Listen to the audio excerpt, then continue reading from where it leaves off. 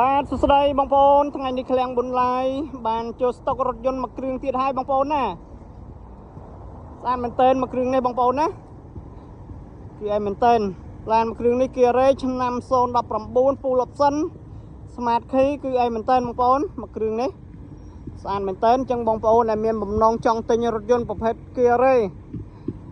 ជូនកូននិងគ្រួសារទីស្រឡាញ់អាចមកមើលមួយគ្រឿងនេះបានបងប្អូនណា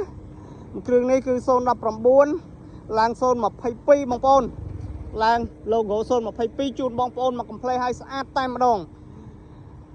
នេះជារថយន្តប្រភេទ Mark Kia Ray ឆ្នាំ019 Full Option គឺអេមែនតើបងប្អូនគឺ Full Option ជាគៀងរបស់វាបងប្អូនណា Highlight LED គុជអីមកកំ pl ស្អាតអស់តែម្ដងប្រភេទឡានกระดาษពុនគឺរៀបចំមកកំ pl ជូនបងប្អូនទេជនមកកំ pl ឲ្យអស់ហើយគឺសបកកង់ថ្មីទូពិនិត្យជើងក្រោមស្បែកប្រាំងអីថ្មីអស់មកកំ pl ប្រេងម៉ាស៊ីនប្រេងប្រអប់លេខអីគឺថ្មីអស់ហើយបងប្អូនណាគឺបងប្អូនយកទៅប្រើតែម្ដងអត់ចាំបីរៀបចំអីបន្ថែមបន្ថយទៀតទេហ្នឹងស្អាតមែនទែនមួយគ្រឿងនេះគួរទៅដោះគោ Full Option បងប្អូនណាអញ្ចឹងបងប្អូន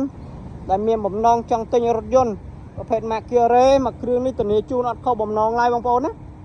ធានាជូនស្អាតមែនទែនបងប្អូននិយាយថាអត់មានទាស់ហ្មងណាមួយគ្រឿងនេះបងប្អូនតោះខាងក្នុងបងប្អូនណាហើយខាងក្នុងវិញគឺ highlight cherry មកកំ pl គឺចេញពីរោងចក្រហ្មង original sin តែម្ដងបងប្អូនណានឹងនិយាយរួមទៅចេញពីរោងចក្រ highlight នៅកន្លែងនេះ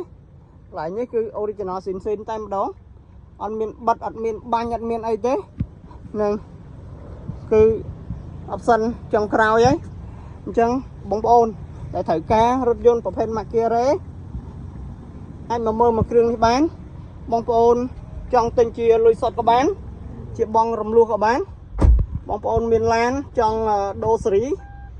វៃដូរថែមអីក៏បានកាមេរ៉ាក្រោយរេតាមចង្កូតណាបងប្អូនណារេតាមចង្កូតនឹង option គឺ option កប់ចុងក្រោយហើយរបស់រថយន្ត Kia Ray កុងទ័រ digital casio អីមកកំ pl ទាំងអស់ហើយនឹងអត់មានកន្លែងទាស់ទេមួយគ្រឿងនេះបងប្អូនណានឹងកៅអីខាងក្រោយអាចរូតបានមកកំ pl អាចរូតអាចបត់បានអញ្ចឹងប្រភេទឡានកដាស់ពុនមួយគ្រឿងនេះ